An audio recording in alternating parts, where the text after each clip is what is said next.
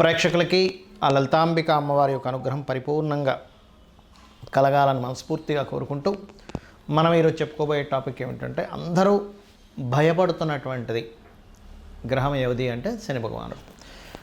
అసలు నిజంగానే భయపడాలా? అసలు శని ఎక్కడ ఉంటే మీ లగ్నరీత్యా అంటే మేషలగ్నం నుంచి మీనలగ్నం వరకు లేదా మేషరాశి నుంచి మీనరాశి వారి వరకు ఎక్కడ ఉంటే మీకు బాగా కలిసి వస్తుంది శని ద్వారా, ఏ స్థానాల్లో ఉంటే కాస్త ఏ విషయాల పట్ల జాగ్రత్తగా ఉండాలనేటువంటి విషయాలు మనం తెలుసుకుందాం. దాంతోపాటు ఎఫెక్ట్ ఏదైతే ఉంటుందో శని భగవానుడికి ఎఫెక్ట్ కంప్లీట్గా మీకు పాజిటివ్గా జీవితాంతం మీ లైఫ్ లాంగ్ మొత్తం కూడా పాజిటివ్గా రావాలంటే కూడా ఏం చేయాలి అనే విషయాలు కూడా మనం ఇప్పుడు తెలుసుకుందాం. అయితే ఈ విషయాలు చెప్తుంది నేనైనప్పటికీ కూడా చెప్పిస్తుంది సాక్షాత్ లలిత అమ్మవారిగా భావిస్తూ ఒక్కొక్క లగ్నము, లగ్నం తెలియని వారు ఒక్కొక్క రాశి నుంచి మనం తెలుసుకుందాం. కర్కాటక లగ్నము, కర్కాటక రాశి. కర్కాటకం వారికి కనుక చూసుకున్నట్లయితే పర్టికులర్గా ఇక్కడ మీకు లగ్నాత్ గమనించుకున్నట్లయితే శని భగవానుడు అష్టమాధిపతి అవుతాడు. ఈ లగ్నానికి పాపి. ఒకటే గుర్తుపెట్టుకోండి, లగ్నంలో శని ఉన్నాడు అన్నప్పుడు ఇది సప్తమాధిపతి అయినందుకు కొంచెం జీవిత భాగస్వామి,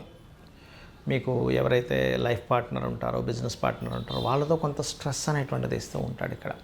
బట్ ఇది ఎప్పుడైనా ఎనీ స్థానంలో శని ఉన్నప్పుడు అక్కడ ఉండే శుభగ్రహాలు పాపగ్రహాల ద్వారా, పాపగ్రహాలతో ఉంటే దాని ప్రెజర్ ఎక్కువగా ఉంటుంది, శుభగ్రహాలతో ఉంటే దాని ప్రభావం తగ్గుతుంది. ఇది గుర్తుపెట్టుకోండి. ఈ లగ్నానికి పాపి కాబట్టి రెండులో ఉన్నప్పుడు పర్టికులర్గా ఏంటంటే కొంచెం గవర్నమెంట్ రిలేటెడ్ ధనం రావడం లేదా ఫాదర్ రిలేటెడ్ సంబంధించిన ధన విషయంలో కొంత స్ట్రెస్ ఉంటుంది. మూడులో ఉండడం, పాపగ్రహం పాపస్థానాల్లో ఉండడం మంచిదే, పరాక్రమాన్ని పెంచుతుంది. కాకపోతే 4వ స్థానంలో ఉన్నప్పుడు మాత్రం ఇక్కడ ఉచ్చస్థానం అవుతుంది కాబట్టి పూర్వీకుల ఆస్తి కావచ్చు, తండ్రి యొక్క ఆస్తి కావచ్చు, ఏదైనా డిస్టర్బెన్సెస్లో లీగల్ ఇష్యూస్లో ఉన్నా రావడం జరుగుతుంది బయటికి. సహజంగా కూడా ఇస్తాడు అక్కడ. పంచమ స్థానంలో ఉన్నప్పుడు మాత్రం పాపి అయి పంచమ స్థానంలో ఉన్నప్పుడు కాస్త సంతానం విషయంలో మాత్రం కాస్త ఎక్కువ స్ట్రెస్ అనేటువంటిది ఉంటుంది.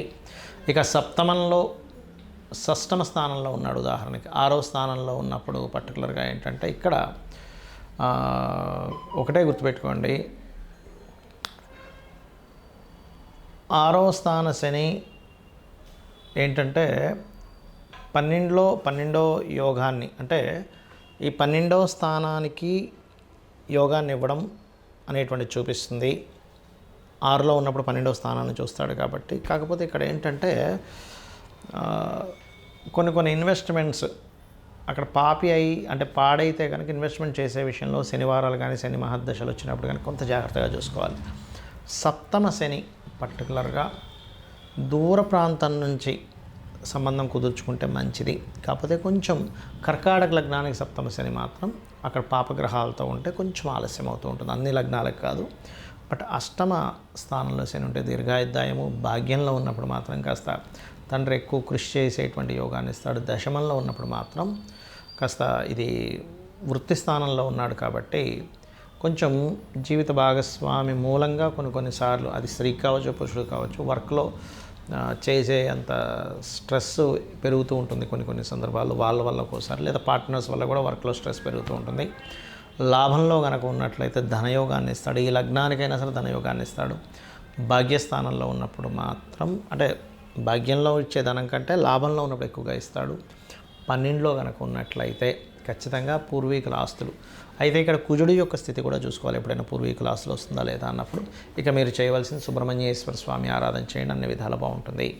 ప్రతి జీవికి తన జీవితాంతం అంటే ఒక 100 సంవత్సరాలు అనుకోండి, 100 సంవత్సరాలు మనిషి బతుకుతాడు కాబట్టి, అంటే ప్రతి ఒక్కరు 100 బతకాలని రూల్ లేదు. 120 బతికే వాళ్ళు ఉంటారు, 300 సంవత్సరాలు బతికిన వాళ్ళు ఉన్నారు, పాపం 60-70 ఏళ్ళకే ముగించిన వాళ్ళు ఉన్నారు వాళ్ళ జీవితం. అయితే ప్రతి ఒక్కరికి కూడా శని యొక్క ప్రభావం చిన్నప్పటి నుంచి ఏ దశల్లో ఎటువంటి ఫలితాలు ఇస్తాయని చూసుకున్నట్లయితే, చిన్నప్పుడు కనుక మీకు శని భగవానుడు బాగోలేడని మీకు ఏంటి సిమ్టము అంటే రోగకారకుడు యొక్క ఫలితాలు చిన్నప్పుడు తరచూ వస్తున్నాయనుకోండి, వాళ్ళకి హెల్త్ ఇష్యూస్, రోగకారక ఫలితాలు ఇస్తున్నాడు అక్కడ శని భగవానుడు.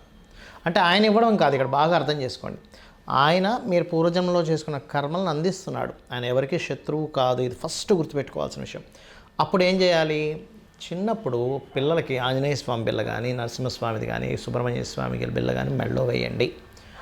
ఇక చిన్నప్పుడు పుట్టినప్పుడు కాకుండా విద్యా విషయంలో ఇబ్బంది ఇస్తున్నాడంటే విద్యాస్థానాల్లో ఎక్కడో 4th లార్డ్తో కనెక్ట్ అయి ఉన్నాడు అలాంటప్పుడు మీ పిల్లలకి హయగ్రీవ స్తోత్రం నేర్పిస్తూ శని భగవానుడి దగ్గర దీపం పెట్టడం నేర్పించండి. లేదా వెంకటేశ్వర స్వామి ఆలయానికి కానీ ఆంజనేయ స్వామి ఆలయానికి కానీ రెగ్యులర్గా తీసుకెళ్తుండండి. అప్పుడు మందబుద్ధి అనేటువంటిది ఉండదు. ఎందుకంటే మందుడు అంటారు. పిల్లలకి ఎంత చెప్పినా వాళ్ళకి ఎక్కట్లేదు అంటే శని ప్రభావం ఎక్కడో 4th లార్డ్కి సంబంధం కలిగి ఉంటుంది. మళ్ళీ చాలామంది అంటుంటారు, ఏమండి మా అబ్బాయి చదవడు కానీ తెలివితేటలు అద్భుతంగా ఉంటాయండి, పంచమ భావం బాగుంది వాళ్ళకి. పంచమం బాగుంది, అద్భుతమైన తెలివితేటలు ఉంటాయి, ఇంకా వాళ్ళని తిరిగి కొట్టే వాళ్ళు ఉండరు అసలు. కానీ చతుర్థానికి శని సంబంధం వచ్చింది, కొంచెం ఎక్కువగా మనం వాళ్ళని పట్టించుకోవాలి. అంటే ఎక్కువ దెబ్బలు పడతాయి వాళ్ళకి, స్కూల్లో కావచ్చు, ఇంట్లో కావచ్చు, చదువు విషయంలో. అప్పుడు ఏం చేయాలి వాళ్ళకి? పర్టికులర్గా శనివారాలు గుర్తుపెట్టుకోండి.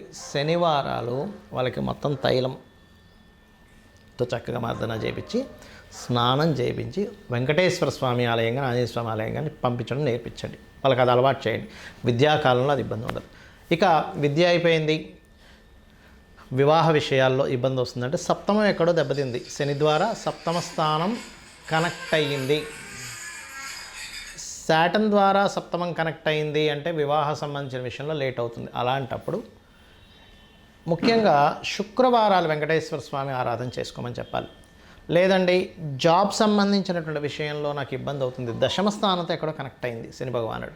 లేదంటే వ్యాపార సంబంధంగా నాకు చాలా ఇబ్బందులు వస్తున్నాయి, లాభస్థానంతో ఏదో మీ లైఫ్లో మీ 100 years ఆఫ్ లైఫ్లో మీకు లాభస్థానంతో ఎక్కడో కనెక్టివిటీ అయ్యి పాపే అవుతాడు, శుభుడై కాదు. శుభుడై కనుక లాభస్థానంతో కనెక్టివిటీ అయితే బొగ్గు గనులు కావచ్చు, మైన్స్ కావచ్చు, బావులు అంటారు చూసారా, పెట్రోల్ బావులు, పెట్రోల్ బంకులు అంటుంటారు, అటువంటివి లేనట్లయితే మనకి ఈ యొక్క వైన్ షాప్స్ వీటన్నిటికీ శనికారకుడు విపరీతంగా ఇస్తాడనమాట. బాగుంటాయి, పాడైతే వీటి మూలంగానే ఎక్కువ పెట్టి కొనుక్కోవడం, అవి రాక లాస్ అవ్వడం ఇట్లాంటివి ఇస్తుంటారు. అలాంటప్పుడు మీరు లలితా సహస్రనామాల్లో ఒక నామం ఉంటుంది, వ్యాపారాల్లో బాగా రాణించాలంటే ఓం ఇంద్రగోప పరిక్షిప్త స్మరతూనాభజంగికాయ నమః. ఇక శని మంత్రం ఏం చేసుకోవాలి? సహజంగా అందరికీ తెలిసినటువంటిది ఓం నీలాంజన సమాభాసం రవిపుత్రం యమాగ్రజం ఛాయామార్తాండ సంభూతం తన్నమామి శనిచ్చరం, ఇది చేసుకోవచ్చు. లేదంటే లలితా సహస్రనామాల్లో నాకు శని భగవానుడి యొక్క అనుగ్రహం బాగా కలగాలి, ఎప్పుడైనా ఒకటే గుర్తుపెట్టుకోండి, శని భగవానుడు అనుగ్రహం కలగాలనుకోండి, పీడ పోవాలనుకోకండి దయచేసి. బికాజ్ ఆఫ్ మీకు ఆయుష్ని ఇచ్చేవాడు ఆయనే, వృత్తినిచ్చేవాడు ఆయనే, వ్యాపారాన్ని ఇచ్చేవాడు ఆయనే. మనం నిలబడాలంటే మోకాల్లో గుజ్జు ఉండాలన్న శని యొక్క అనుగ్రహం కావాలి, లేకపోతే మనం నిలబడలేము. శని అనుగ్రహం పోయిందా మనిషి నిలబడలేడు, గుర్తుపెట్టుకోండి. ఫస్ట్ మోకాళ్ళకి ఆయన కారకుడు, కాళ్ళకి ఆయన కారకుడు. అది బాగుంటే 100 ఏళ్ళు వచ్చినా సరే ఏ మోకాళ్ళ నొప్పులు ఉండవు. శని పరిస్థితి బాగోలేదు, మోకాళ్ళ నొప్పులు వస్తాయి. ఇక్కడ ఏంటంటే ఒకటే, స్వామిని యొక్క అనుగ్రహం నా మీద చల్లగా ఉండాలి, నేను పూర్వజంలో చేసిన కర్మ పాపం ఏదో ఉంటుంది, నేను దానికి చింతిస్తున్నాను, నేను ఇంకోసారి అలాంటి పాపాలు చేయకూడదు అనుకుంటున్నానని చెప్పి మనస్ఫూర్తిగా అనుకొని మీరు శని భగవాన్ని ప్రార్థించండి. అప్పుడు ఖచ్చితంగా ఆయన యొక్క అనుగ్రహం ఉంటుంది. అయితే ఇక్కడ నిత్యము చేయవలసింది ఏమిటి? శని భగవానుడి యొక్క ప్రభావం పూర్తిగా పాజిటివ్ మీకు రావాలి అంటే ఒక ఆలయం పెట్టుకోండి. ఆంజనేయ స్వామి కావచ్చు, సుబ్రహ్మణ్యేశ్వర స్వామి కావచ్చు, నరసింహస్వామి కావచ్చు, వెంకటేశ్వర స్వామి, లేదా శక్తి ఆలయం, లేదా గణపతి ఆలయం, లేదా రావి చెట్టు చుట్టూ తిరిగినా సరిపోతుంది. మీకు 100% శని భగవానుడి అనుగ్రహం పాజిటివ్గా వస్తుంది, 100 ఏళ్ళు కూడా. ఇక రెండవది, మీకు దగ్గరలో గోవులు ఏదైనా ఉన్నట్లయితే గోవుకి వెళ్ళి బెల్లం తినిపించండి. ఇక మూడో విషయం గుర్తుపెట్టుకోండి, మీరు ఎప్పుడైనా సరే శని రాశి మారుతున్నాడు అన్నప్పుడు ఆ సమయంలో దానం ఇచ్చేసేయండి. లేదా మీ జన్మజాతకంలో శని గ్రహం దగ్గరికి ఏదైనా ప్లానెట్ వస్తున్నప్పుడు కూడా ఒక దానం ఇవ్వండి. మీరు చాలా రిజల్ట్ అక్కడ చూస్తారు, మీకు రావాల్సిన ఇబ్బంది అసలు రాదు, గుర్తుపెట్టుకోండి. అదేవిధంగా ఒకటే గుర్తుపెట్టుకోండి, శనికి సంబంధించినటువంటి విషయంలో చాలామంది యంత్రాలు, నవగ్రహ యంత్రాలు ఉంటాయి, శనికి సంబంధించిన యంత్రం కూడా ఉంటుంది. అయితే ఆ యంత్రం మీరు పూజించాలంటే మీకు బీజాక్షరం సంబంధమైనటువంటిది ఉపదేశం ఉండాలి, ఏ నవగ్రహ యంత్రమైనా సరే. లేదంటే నాకు అలా కాకుండా ఇంకేం చేయొచ్చు అని అంటే కనుక ఒకటే గుర్తుపెట్టుకోండి, ఏదైనా సరే ఆంజనేయ స్వామిది కానీ నరసింహస్వామిది కానీ ఇంట్లో ఏదైనా ఒక విగ్రహం కానీ పటం కానీ పెట్టుకొని రోజు కుంకుమతో అర్చన చేసినా కూడా శని భగవానుడి యొక్క అనుగ్రహం కలుగుతుంది. అదేవిధంగా మీ కిందన పనిచేసేటువంటి వారికి, ఎందుకంటే శని కార్మికులకి, కర్షకులకి, కష్టపడి పనిచేసే వాళ్ళకి కారకుడు అండి. వాళ్ళని గౌరవిస్తూ, వాళ్ళకి ఏదైనా ప్రాబ్లం ఉంటే మీరు తీరుస్తూ, మీరు కూడా మధ్యాహ్నం పూట నిద్రపోకుండా ఉన్నట్లయితే, ఇది ఓన్లీ యువకులకు మాత్రమే, చిన్నపిల్లలకో, స్త్రీలకో, ముసలి వాళ్ళకో కాదు ఇది. వాళ్ళు నిద్రపోవచ్చు, ఎందుకంటే వాళ్ళకి శక్తి సరిపోదు కాబట్టి. యువకులు పొరపాటును కూడా మధ్యాహ్నం నిద్రపోకండి, శని ప్రభావం నెగటివ్గా ఎక్కువ పడుతుంది.